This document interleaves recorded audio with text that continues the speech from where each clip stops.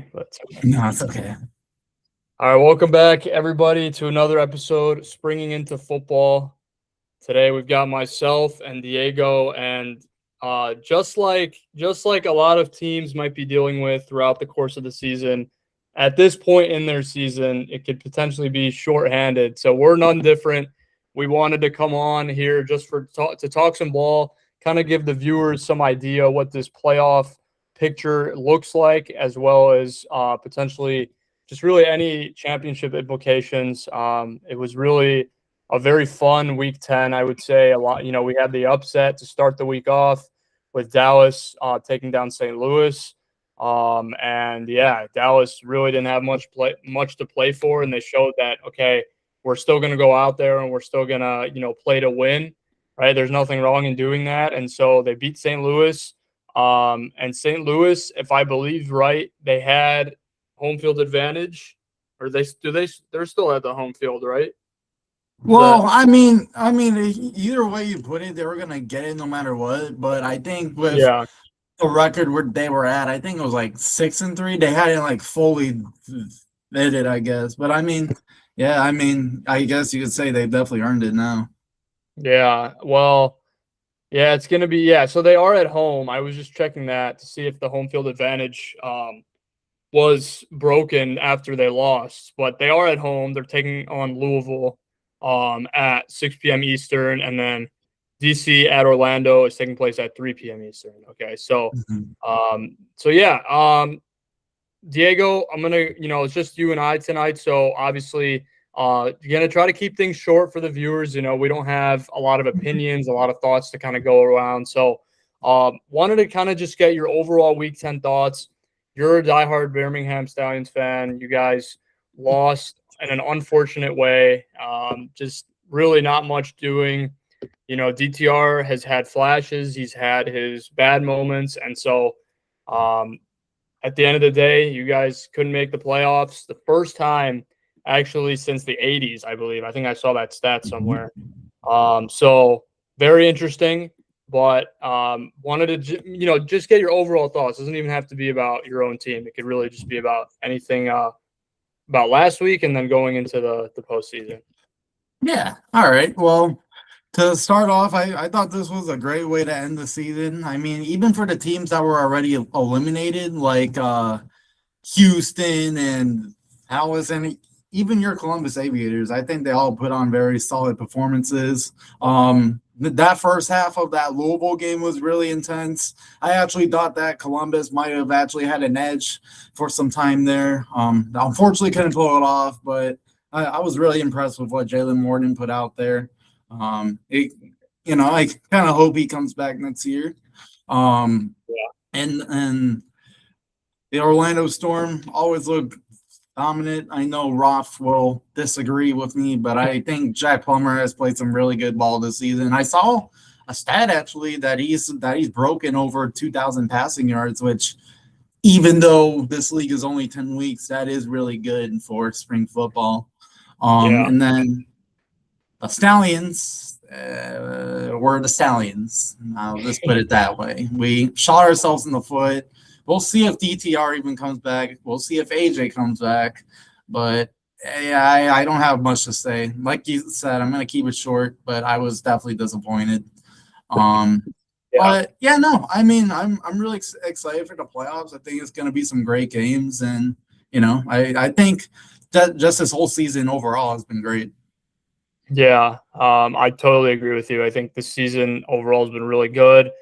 Despite teams being down and out, they still play their very best. And, we're starting to see some of the end of season posts starting to, come up on our feeds. Ted Ginn Jr. put out a post just really thanking the entire league for everything that, they kind of exposed them to. So, I thought, if I'm being honest, if I got right into that, I thought Ted Ginn Jr. had a really good, first year as a coach this year. I don't think his future is in question. I'm not gonna sit here and wonder about that, but I think they should have much to look forward to, for that franchise. I saw something that Columbus averaged 10,000 10,000 fans per game. Like sorry, 10,000 attendance was the number that they average, and that's hard to do for a new market. And it's also worth mentioning that all of our new markets this year had very like standout performances in terms of attendance. So Columbus, probably a little bit higher out of the three, but it just goes to show that franchise, that city has a very bright potential, very bright future ahead of them. And obviously the football will only help. They had their rough times, but I think when they looked good, and just you want to see more of that, right? You said it, Jalen Morton. Hopefully he stays in Columbus next year. That's the problem with these spring leagues. It's so uncertain. You don't know who's going to be here next year. It's really that they dish out 1-year contracts and then it just kind of becomes a mystery after that. So I'm hoping a lot of the layout is pretty similar, but again, if it's completely different, then this podcast will also be different next season too. So we've changed a lot, but we're hopefully trying to establish some consistency. So that's all I'll say. Okay. All right. So we're going to get into the next segment here. So Diego, I want you to grade a quarterback. So out of the 8 that started last week, obviously there's only going to be 4 starting this week, but the last time that we'll grade a quarterback of the regular season, that is, probably won't come up in our postseason. I wouldn't be surprised, maybe just to fill time, just because we won't have as much to talk about in those episodes. But no, I'd like to kind of hear what you had in mind in terms of quarterback. If you're kind of still looking through, let me know. I can go first. Yeah, no worries, man. Yeah, no, I'm kind of looking really quick. It won't take long. It won't take long. It won't take 2 seconds. I would analyze Jack Plummer, but I'm actually gonna go ahead and analyze Austin Reed. Because even though he's had his rough moments, and then he fooled all of us after week 3 when we all thought that the Renegades were the team to beat. But I think this last week, even though they were out of it, he still looked really good. I think he looked very calm with the ball, didn't make as many stupid choices with how to get rid of it. I can't really necessarily say if he's going to be someone that's going to return next year. He might try to get a nod at an NFL camp. Who knows? But I thought it looked good. He almost passed for almost 200. He had about 3 touchdowns, which I think that's really good. Can't really say anyone expected the upset except for AJ and Roth. I guess AJ just had some confidence in them this week. But if I had to give him a grade, I'd probably give him a C+. He wasn't outstanding, but it was enough to help them get the win. Yeah, and I imagine this is built into your grade, but like you said it, his season was, he started out as, good as you can as a quarterback, and then it just kind of faded away. I'm sure I know we do these like a week-to-week basis, but I'm sure it might have some implication that hey, they're not playing for the playoffs. Hey, maybe there's just that extra motivation that may want them to get this, last win of the season type thing. So, I definitely see a C+ being worthy of the grade there. So, definitely it'll be interesting to see if Austin Reed sticks around next year. Again, we have no idea. The offenses are going to be so different, whether that's, guys getting NFL chances, whether that's guys going to a different, league, whether it's arena, Canadian, it's just it's really a shot in the dark for all of us. So I don't know. Coaching is another thing. Rick Neuheisel, not sure where he's going to end up, and any of these coaches, again, some are more certain than others, like the teams that are in the playoffs now, you can probably, put 2 and 2 together and say okay, they're probably going to stay. But for those that didn't make the playoffs, I would say less are certain than others. That's just kind of the nature of it. There's it's always 50-50.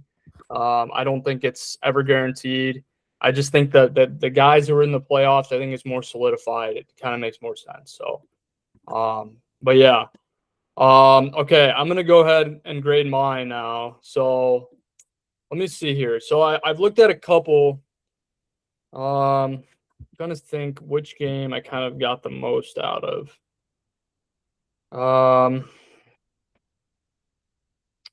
Okay, I'm gonna go on the opposite side of you. I'm gonna go with Luis Perez. So you graded Austin Reed. I'm gonna go with Luis Perez.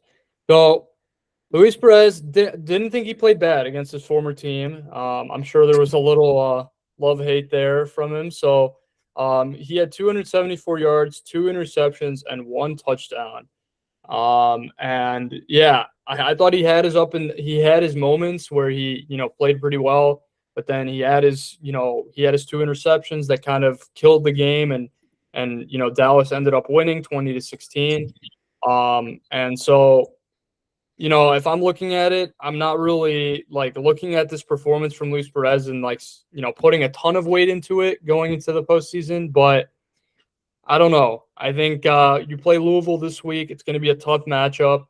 Louisville has had a very, I'm not going to use miraculous is a very powerful word, but they started off very weak and now they're in the playoffs, right? Mm-hmm. So Luis Perez should definitely, this is going to be definitely a tough matchup. I'm not saying like he's going to throw for a lot of yards against them, and not like he has a lot anyways, like against some of these other teams. So it's really been the Battlehawks have been more of a balanced attack. Like run game could be good one week, the defense could be good one week. So I don't think Luis Perez should definitely have his he should definitely have his guard up about Louisville and how they're gonna approach him, because Louisville has been pretty good on defense all season. So their offense has kind of been inconsistent, but I think their defense has been very, I would say they've been a little more consistent, and they've gone through some changes. They've gone through some coaching changes, but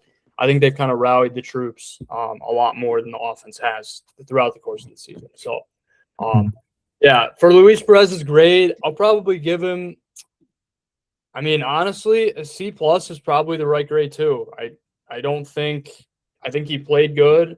At the same time, though, the interceptions were just a killer. There's not much else to say. I don't know, just the way Dallas was playing on offense, it was just enough to put them through and get that win. But I think those interceptions just really killed them. It was in a clutch time at some time. And actually, one of the interceptions I remember watching was just an ill-advised throw. Like the commentators were just so confused. Like, why did he throw that? Right? Yeah. Like that is unacceptable from the king of spring, right? That is like very you just don't see that happening, right? So again, a week that is very different from his usual self, and that's why I'm not putting too much weight into it. I think he'll turn it around against Louisville. I'm sure Diego, you have the same thought that he'll probably turn it around, right? Honestly, I don't know about that, man. Okay. With the way Louisville is just looking at a whole and how that defense, they've been standing on ground. I don't know. I do hope he does just for the sake of having good playoff games, but yeah, I don't know what it is. I don't know if he's just thinking, just getting it out too quickly, or if it's AJ Smith's play calling, which has been another talking point around the UFL fandom. Is he really an OC that's going to stay next year, just with how the Battlehawks have been looking all year, even when Harrison Frost was still the quarterback? But no, I think that's a solid grade that you gave him. We'll see what happens. Hopefully we don't lose much of the Battlehawks fan base if they end up losing in the playoffs a third time. Yeah, because his debut was like, Battlehawks fans were over the moon, like excited, right? Like they were ready for the season to go how it was going to, how they thought it was going to go, win the championship, right? And like now Luis Perez has had a couple weeks where it's like, oh shoot, like he's not who we may have thought he was. Mhm. But the Renegades at the same time are like, okay, we we would have been where the Battlehawks are right now if we had him as our QB1, right? So it's Mhm. like he's doing fine, but like the Battlehawks aren't going to win if he doesn't elevate them, right? Yeah. Yep. That's where we're getting at, right? He's not he and listen, Luis Perez has elevated spring football teams in the past. Just as of right now, though, he's kind of been a little more on the mediocre side. And again, he's got to turn it around here and give their guys a chance. So it should be an exciting game. I'm excited. So all right. Orlando finding a stadium. Okay. This is a really good talking point. So it was supposed to be Columbus. And actually, I heard a lot of fans booked Columbus, plans. So hotels, flight plans, right? I heard some. I think I don't know, like a lot in the comment sections were like that. So like people were booking like Columbus, for the game and then for flights, right? Because the UFL did have that stuff out at the time. Like it wasn't a secret. They came out with a statement. They came out saying like, okay, there's a couple long shots. We're still looking at a couple different things. If you're a fan in that scenario, like you have to at least have the thought like, okay, there's got to be a chance, right? Like Orlando has been through. I mean, they're in their inaugural season. Like they're gonna find a way for them, by exhausting to the extreme. Like, and that's what they did, right? I'm really happy they settled on Daytona Stadium. Actually, Coach Anthony Becht put out a tweet that was like, Orlando fans, please come. It's only like a 50-minute commute from Orlando, right? And that's the best news for us, as fans, as spectators of this league, as people who have been following this now for 3+ years.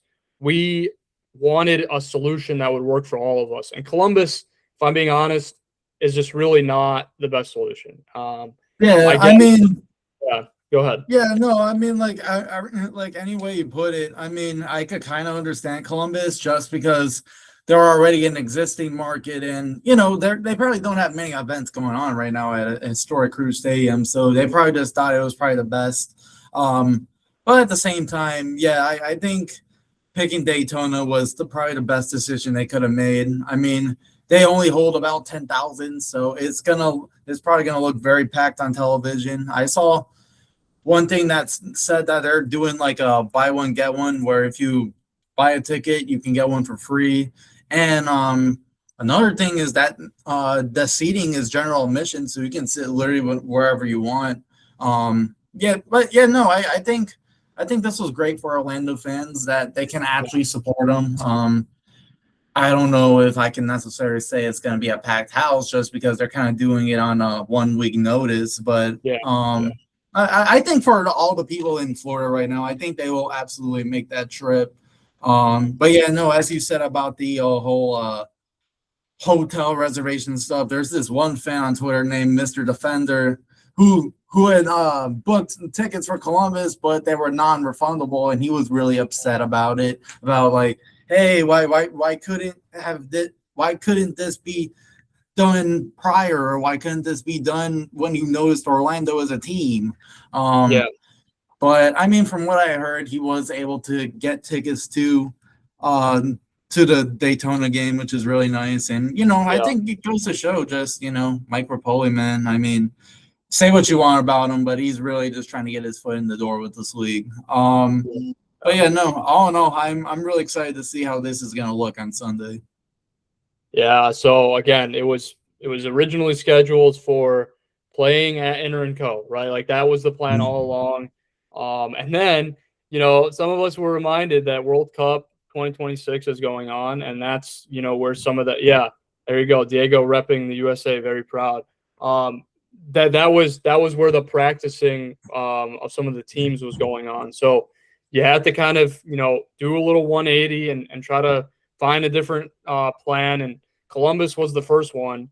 I don't, honestly, like I think I already voiced my initial reaction. It just wasn't the best. Just because it's very unrelated. But then Daytona, when that came out, man, that was a sigh of relief for me. I think we know a lot of Storm fans, and so I'm really happy for them. I think they have a good chance to win as well. Regardless of where they would have played, but I think they have a good chance to win this weekend. So, yeah.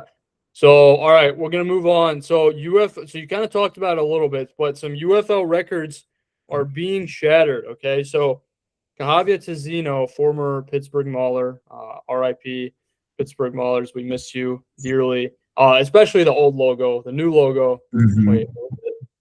Wait. Oh, sorry. The old logo was the purple and orange, right? Yeah. I like the black and yellow. That's just me though. Sorry, I don't mind either, but the black and yellow has that Pittsburgh feel. Mhm. So I don't And know. But just seeing those 2022 uniforms for the first time made me think that those were like they were made exclusively in Spirit Halloween or something. that's funny. Yeah. But no, okay, so Cahavia Tizino, former Pittsburgh Mauler and now Birmingham Stallion, has broken the season tackle record. Or no, sorry. Is that right? Or he's the tackling Right. leader. I think he's the tackling leader in just like all of spring football now. I think that's Mhm. correct. Yeah, so Cahavia Tizino, linebacker of the Stallions, is now the leading tackler for all of spring football. So obviously he had a couple seasons with Pittsburgh. Well, what that would be two. He had 2 seasons with Pittsburgh, and then he came back, and then just his presence has been very felt everywhere he's been, and so he gets a nod now. Being the highest, having the most tackles out of any spring football player, that is definitely a worthy, uh, you know, something to be proud of if you're him, because it just shows like consistency in this league. Pays off. Tizino's gotten a couple NFL looks, but I'm hoping that this is really his moment. The UFL being so much larger at a national stage now, really hoping he gets a shot, and I'll be excited to see that. Okay, Diego, you might have to help me out with some of these other ones, but Yeah, no, that's all good, man. I can go ahead with the next one. okay, So, we're gonna talk about Justin Hall. that's He had recently broke the all-time receptions record, which I think dates back all the way to 2024, which is really nice to see. He's a spring football veteran. Originally played with the original Houston Gamblers in 2022, so he's been around for a while now. Also played for the Houston Roughnecks. And yeah, no, I mean, there's not really any bad things I could say about him. I think just his ball handling and his ability to just go like 70, 80 yards. He's just that kind of person that you want on a roster. Um, what are your thoughts? No, I totally agree with you. I think every stop that he's been at, I think he's made an impact. And really, all these players that we've either mentioned or are going to mention have been constant impacts. Like they just haven't had like you can really turn to them every week and be that you can rely on them very heavily, right? Mhm. Tizino, obviously Diego, you guys had some lapses this year in terms of defense.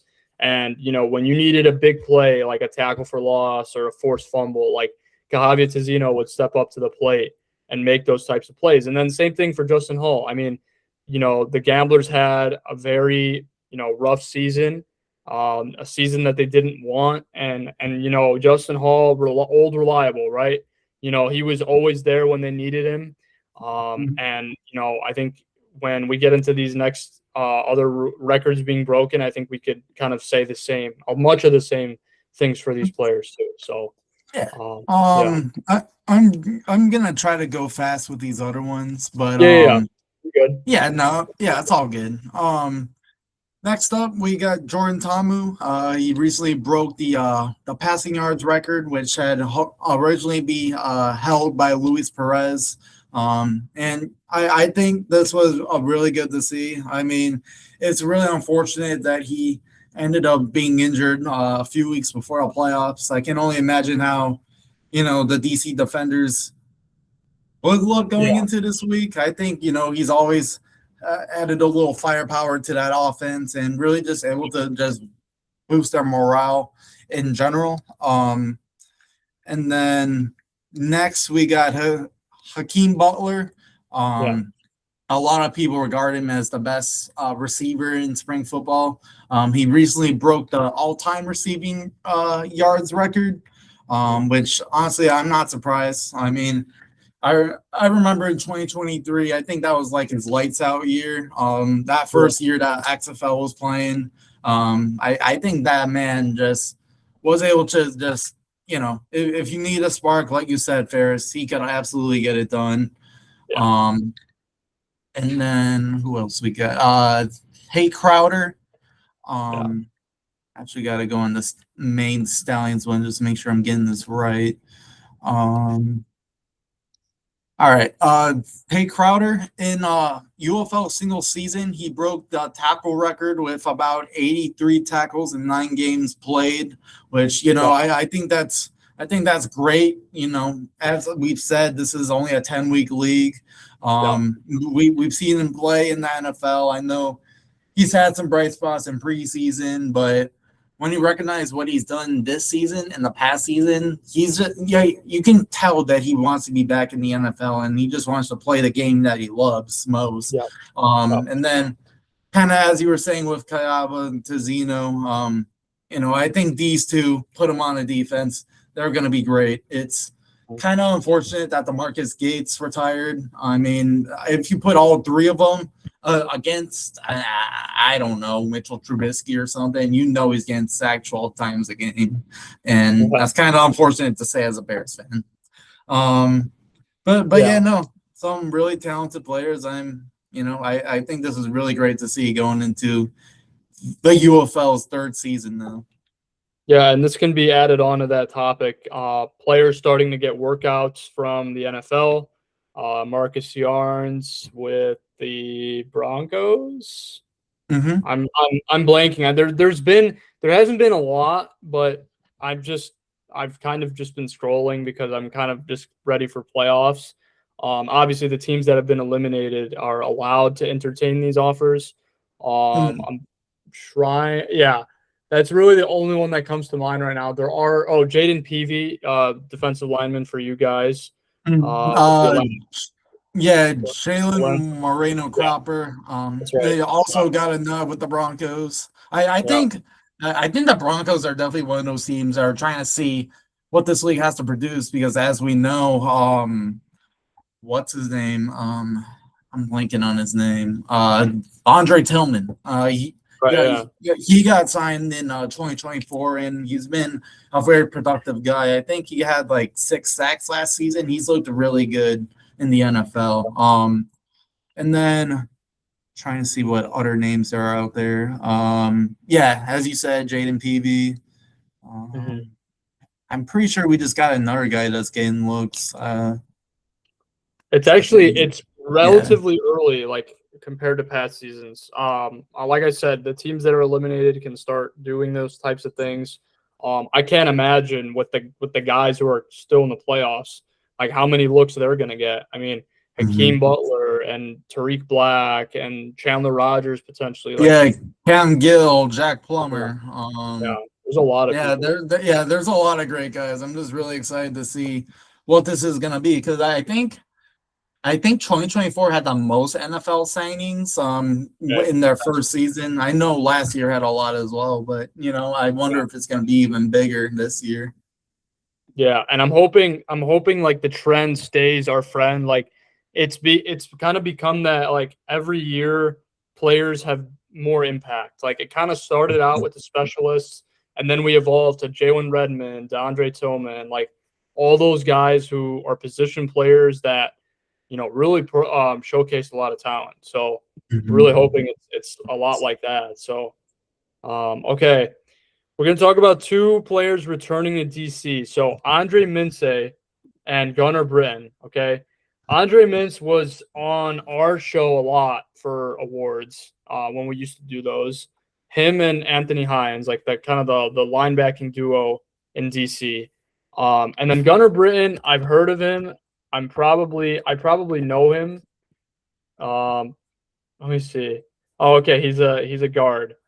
Um, so yeah, he spent the 2024 preseason with the Bills. He allowed just 2 quarterback pressures on 66 blocking snaps. And yeah, he's back. He's from he went to Western Kentucky. And you know what? I think for the defenders, I mean, I think they're just looking at some former guys that can help them. Obviously, Anthony Hines was last week. We talked about that.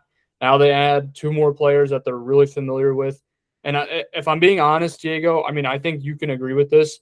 DC, out of all the teams, has carried over the most people, like from the top down. Yeah, Players.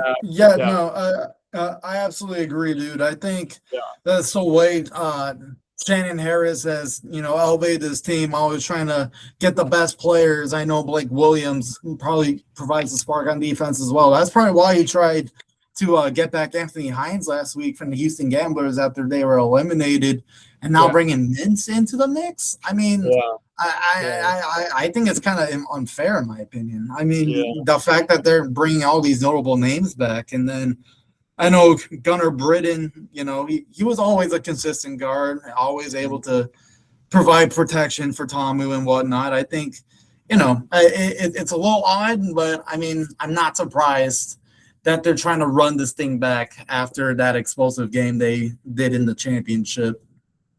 Yeah, and I've never thought that. I don't know. When I watch the defenders defense, I don't know like what to expect. But now, like when you have all these guys, I think it's gonna look a lot smoother, a lot better. It's just gonna be a question if Jason Bean can play good, because that's really it's gonna be I'm blank. Wait. I think you're blanking on the fact that EJ Perry got signed last week. I mean, Spencer Sanders is still around, but if I'm being honest, it's probably going to be Jason Bean starting because yeah, that's what I was trying to get at. I was gonna see if they were gonna, because I mean it could be any of those guys. I don't know. Jason Bean, I mean, he had a pretty good week. I mean, it was okay. Playing Orlando that close, and now you get to play them next week. This weekend. I mean, it's gonna be exciting. I'm hoping. Well, not for my prediction, but I'm hoping he does somewhat decent.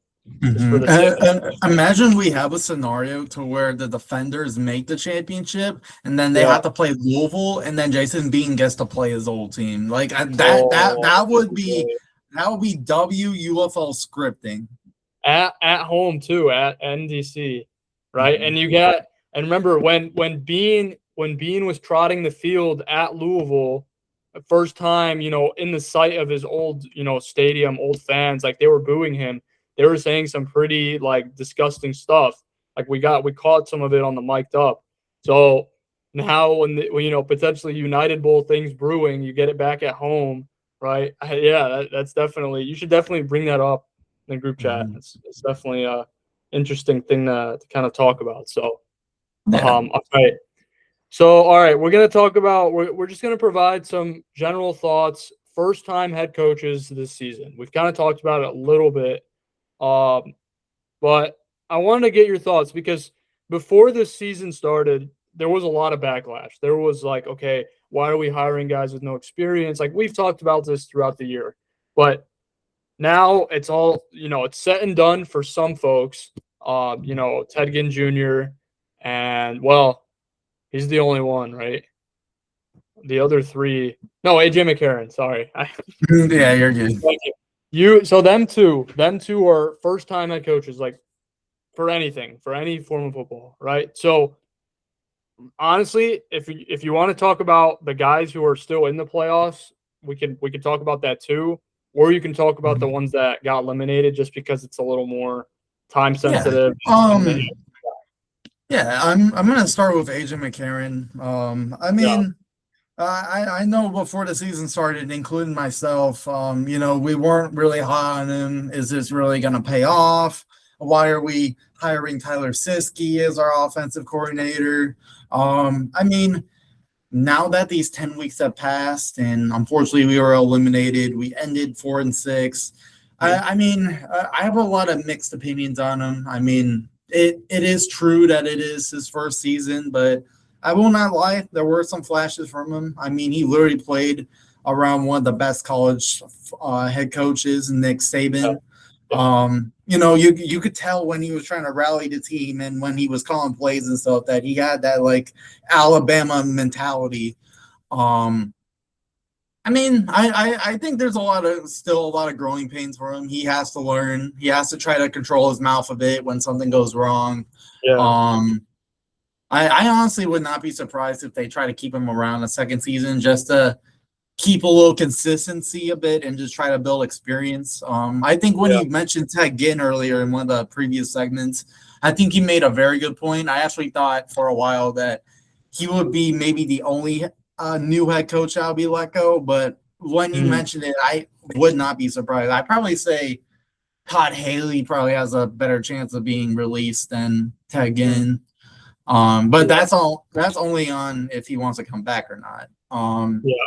But for the team still in it right now, I did a Twitter poll a few days ago just asking everyone who's the best first-time head coach that you've seen. And the most I saw was for Chris Redmond, which I honestly agree because this was his first time as a head coach. I think we forgot to bring that up, but he's he's coached in smaller roles like Ricky Prohl has. I think honestly he's looked the best. I mean, for a while the Kings were 0-3 and just did not look that great. Some of the fans were starting to tune out as well because, you know, I know just like Alabama, they have a very high winning standard in Louisville, so I could understand that. But I mean, as it went on, after they traded for Chandler Rogers, I think they were just able to turn that thing around, build some consistency, and it just makes me curious how this postseason is going to play out. I could talk a bit more, but I want to get some of your perspective now. Yeah, I think looking at it from an overall picture, you know, first-time head coaches is not a bad thing.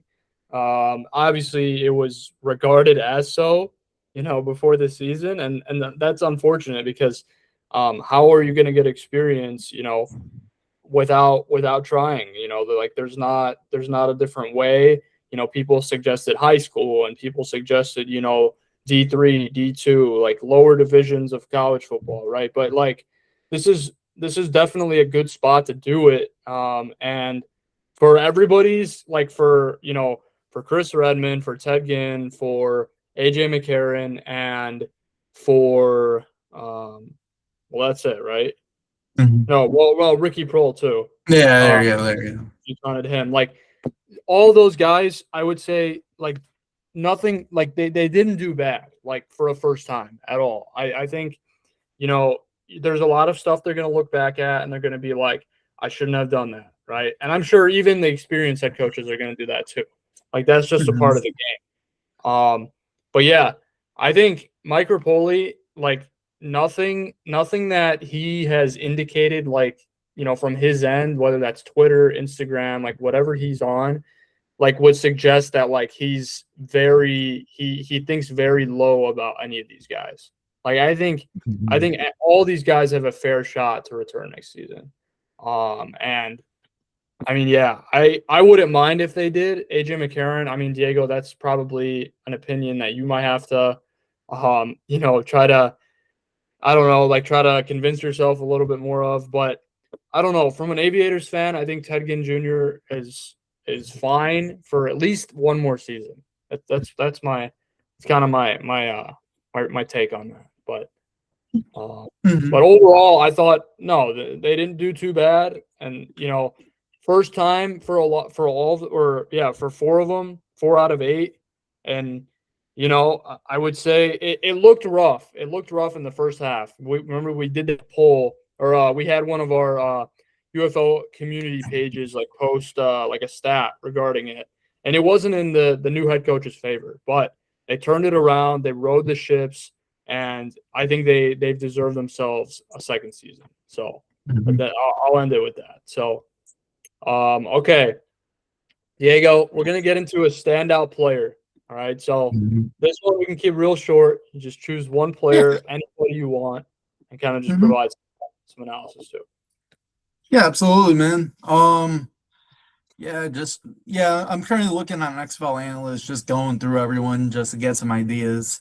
Um, I think I'm gonna start with DC Defenders running back Deion Jackson. I think he's I don't think I think he's played all 10 games this season. I think he's looked absolutely great. Yeah. When your Aviators played him at home in that week 2 game, I think he looked really good. He had about 3 touchdowns. I think I when you have him and Abram Smith, that's a really good running game. I'd probably say that he's my standout player next to I'd probably say Hakeem Butler. He's also looked really good, but if I did have to say someone that's a part of the newer teams, I'm thinking. Give me either Elijah Badger or KJ Hamler. I know when Hamler was first signed, that got a lot of hype. Not that brought a lot of new fans into the league. I mean, we kind of already knew what he could do on the field, but just to see him playing live snaps again, that was really cool. But yeah, how about you? Who do you have? I'm just kind of looking through. Honestly, I don't know. I think there's a lot of different ways you can go with this. I was gonna say I initially had in my mind like Tariq Black. I don't know. It just like and then I looked on like the Louisville Kings stat page, and he was technically third in receiving yards. But I think in terms of like overall presence, like when they needed him for a big play, like he would be there. Mhm. Throughout the course of the season, whether that was with Jason Bean, Chandler Rogers, like he would be there. I know Isaiah Winstead and Lucky Jackson, like they led the receiving yards for the Kings, but Tariq Black, despite being the number 3, like I saw John Gruden have an interview today with what was it? Kiera Marks, I think her name is. Like, Mhm. and he was talking about like how like Louisville definitely has some guys on offense that are worthy of an NFL chance. I don't think Tariq Black. I think Tariq Black is no different. Like, obviously, Lucky Jackson and Isaiah Winstead are probably going to get some sort of hype, some sort of look from the NFL. But I don't think you should let Tariq Black go unnoticed either, because I thought he had a pretty good season, despite being the third leading receiver on that team, and really was reliable for them. I was trying to think of someone else, but I honestly think that's pretty sufficient. I Mhm. think Tariq Black's a pretty good player, and definitely we'll be seeing another chance soon. So, Yeah. but yeah, just kind of someone I've heard on broadcast that's kind of stood out to me. Kind of where he's come from and like his overall, how he played this season. I think he really did a good job. So, all right, we're gonna go ahead and get into our playoff predictions. So, Diego, what we can do is, just because it's two of us, if you wanna, either I can put up my bracket first, or Mhm. you can do yours, whatever you like. You can start it off. You can start it off. All right, sounds good. So I'm gonna go ahead, do just that. I'm gonna share my screen. All right, here we go. So, Diego, first of all, I want to thank you for creating all of us like these made graphics. This is really Mhm. cool. We've tried to evolve, our overall, uh, like just graphics, and we couldn't thank you enough for all your work this season. I mean, this is truly amazing for you to make each and every one of us a personalized, whether that's teams. Granted, we all had the same picks, but Mhm. it wasn't, it's nothing short of amazing. We really appreciate you for everything this season. So, all right, so I'm gonna get into my bracket. So yeah, Orlando versus DC at 3 p.m. Eastern. I mentioned that earlier. This one will be at Daytona Stadium. And you know what? I really have Orlando winning this one. Even if they were playing in Columbus, even if they were playing at Inter and Co, I'm taking Orlando all the way. Regarding the first round, and then 21-17 is my score for that one. I just think, you know what? I think Jack Plummer's had a really good season. I think he's going to outduel Jason Bean or whoever DC has playing quarterback. So I'm really that game should be a really fun atmosphere, and I look forward to it. Actually, I think this week it's probably going to be my most free week, like given that it's a Sunday, because if it was on Saturday, I would not be able to watch. But thank God it's on a Sunday. So, all right. So there you go, Orlando to the championship, and then on the other side, St. Louis against Louisville. This one gave me some thinking, but you know what? I have Louisville winning. I think Chandler Rogers, he sat out this past week and then N'Kosi Perry took over him. But I think Chandler Rogers is going to play really good, even being at the Dome. And yeah, Luis Perez, like we said, this is not an easy matchup for him. I think he's going to potentially call, I think Louisville is going to cause some turnovers. And Louisville is going to do just enough on offense to take that one.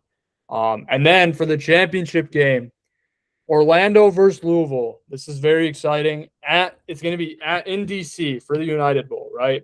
You can see it right there, the branding, United Bowl 2026. I have Orlando winning by a field goal. If it goes the other way, I wouldn't be surprised. Like, I totally understand. If you pick Louisville, I totally get it. But Orlando winning by a game-winning field goal. And you know what? I believe their kicker's Michael Lance. He'll put one in the final seconds, and it's going to be a great atmosphere. Again, the United Bowl. I'm hoping fans will travel. We saw Louisville actually get a lot of fans traveling out to Columbus for their last game of the regular season. So I'm hoping it's nothing it's nothing different for both St. Louis and potentially DC. So, all right, there you go. I'm going to take down my screen here, and I'll let you take it away. All right, man, for sure. Let me share this really quick.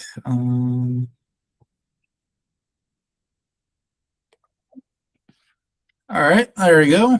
All right. So yeah, here's my bracket. It's not too much different, except I have Louisville winning the championship this year. Yeah, but to start off with the first series of games we have this weekend, I have the Orlando Storm winning this one. I think it's going to be very high scoring. Regardless of who starts at quarterback for DC, I think that they're just going to try to defend home field advantage as much as they can. But I mean, there's no denying that Jack Plummer looks really good right now, so that's why I have Orlando winning this one, 34-20. And then on the other side of the bracket in St. Louis, I have the Louisville Kings pulling it off against St. Louis. And I think it's going to be one of those to where the Battlehawks get off hot in the first quarter, but then the rest of the game, they kind of struggle a bit. I think the Kings will probably just be able to just control things a bit, get themselves collected before they have to travel to the championship. And then, yeah, for the United Bowl, this is going to feature two of the newest UFL teams, which is really cool. I don't think we've really had this ever in the history of spring football, especially when it comes to an expansion team. But I think this game is going to be really similar to last year's championship, to where it's going to be very high scoring. I mean, it's to the point in the season where everyone knows each other. Players are going to have chemistry. The coaching is going to be top notch. But I think personally, Chris Redmond is just going to want it all and just try to win this whole thing for Louisville. Considering that, I think out of all of the expansion cities, they've had the most momentum. They've had the most excitement, and I think the whole city would just blow up if they win the championship. Yeah. But yeah, no, I got the Kings getting this on, and yeah, those are my predictions.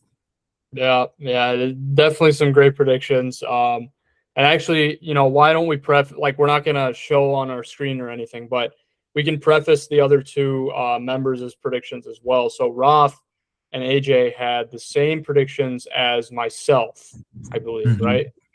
Yeah, Let's start. I here, think AJ had Louisville winning. I can pull up their predictions really quick. Oh, Yeah, sorry, no, AJ has Orlando winning. That's right. yeah, Roth has Louisville winning, and then Okay. AJ has Orlando. I mean, So it's a remember everyone. split from the members here, 2-2. Yeah, and then also too, AJ is gonna want his hometown Orlando Storm to win. Yeah, yeah. Well, he did put a score on it of 28-20, so it's in his mind it's going to be a close game. And then he had Louisville winning against St. Louis 24-21, which is also a close game. But then for Orlando against DC, he has a two-score game, 28-14. So, but yeah, it should be interesting. I'm really excited. As always, we'll have all that out prior to this episode excuse me, after this episode gets posted. We'll have all that out, courtesy of all of our members here. But yeah, Diego, just wanted to get some closing thoughts if you had any. Really just what are some of your thoughts here going into the first round before the championship? Yeah. I'm just hoping for another great week. I'm really excited to see how that game in Daytona is going to look. I hope that some of the surrounding communities around there decide to check the league out as well. Yeah. I mean, we did see how that Fort Hood game played out. When we had Ron on, he talked about just how exciting and just how that whole community just got into the heart of the UFL. I hope that similar element takes place in Daytona. And then other than that, man, I mean, I don't really have anything else to say. Just really excited to see how this whole thing plays out. Yeah. I am very excited as well. We're all hoping. Oh, and apparently a fan has ran onto the court for the NBA game 1 of the NBA Finals. So I'm not sure what's going on here, but sorry to be off topic. Hey, let's tell the viewers, who do you have winning the NBA Finals? You know what? I've been Spurs, but I don't know. I know too many Knicks fans. I'm going to New York in a couple days. Like I have family that's rooting for the Knicks, so like I'm swayed towards the Knicks now. Like so, I'm going to go with Knicks. But in my heart, I have Spurs winning. I've been convinced the other way. So yeah, no, I mean, there's definitely no denying the Knicks are good right now. They got a lot of talent, and I can totally understand why you want them to win. I got family in New York as well. I think some of them are Knicks fans, but personally, in my mind, I think the Spurs are gonna win it. I got them. I got Spurs in 5. Those are my predictions. Yeah. Yeah, I've seen that prediction, like Spurs in 5 precisely, pretty frequently. So I wouldn't be surprised. I'm not rude. I mean, I'm sure you're not like particularly rooting for anyone. You're just kind of picking like, okay, who's the better team?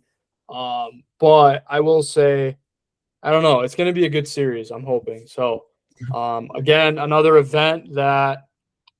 Oh wait, actually, excuse me. Game 3, by the way, is on Monday, and the UFL playoffs round 1 is on Sunday. So definitely a time to check us out. Again, that is something we've been competing with a lot this season is the NBA regular season and the playoffs. But now being that it's the finals, you get games either every 2 or 3 days. This time though, it's every 3 days because you get today, Wednesday, game 2 Friday, and then game 3 the following Monday. So break from the action and you get to watch some spring football. So another thing that I should touch up on really quick is that as you brought up the NBA finals, the Game 5 of the finals, if they need one, that's played on the same day of the championship, but that's not. This game isn't played until 7:30, while the United Bowl is played at 3 p.m. Eastern time. So you kind of have a nice lead into the finals, which I think that's probably why they went with the afternoon one, just to avoid any competition. Well, and it's on ABC, so you'll have. Yeah, like you won't have any channel conflict if you're the viewer, right? I mean, because ABC on ESPN, obviously, right? And then the finals are being broadcasted on ESPN as well. So it's a very well-known channel. I would be interested to see what the ratings are for that. And I believe that you're talking about Game 4, correct? No, sorry, Game 5. Game 5. So the Game 5 will be back in San Antonio. So I was going to say New York and DC being like geographically close could have been something, but because it's in San Antonio, it's a little bit different. So, hey, maybe we get some old UFL players, that are eliminated, show out to Game 5. We'll see. But anyways, that's all. Diego, did you have anything else before I? No, that's it, man. All right, sounds good. Diego, thank you so much for joining. I know it was a little awkward, just the two of us, but I really had a good time talking ball with you as always. I'm really interested to see how this last week of football goes, or excuse me, the second to last week before the championship. And yeah, we'll probably still get out 2 more episodes, one after this week's, and then one after the championship. So at least for the foreseeable future. And then hopefully we'll get into our off-season regular planning. I'm sure we'll all have different things to tend to in that time as well. But for right now, we have 2 more episodes on our radar. So expect that on Springing Into Football, both on Instagram, Spotify, and YouTube. Diego, you and I will be in contact when we'll have this episode out, probably tomorrow morning or whenever we'll be able to get to that. And yeah, thank you so much for joining. And we might be able to get AJ on the show next week. Hopefully, we get the full 4 SIF members like we did, I think maybe once or twice this season. It's been a whirlwind of different people we've gotten on the show, but I'm hoping we can make it work at least for the next 2 weeks. So yeah. All right. Diego, thank you so much for joining. I will talk to you soon and have a good night. Yeah, have a good one. Thank you.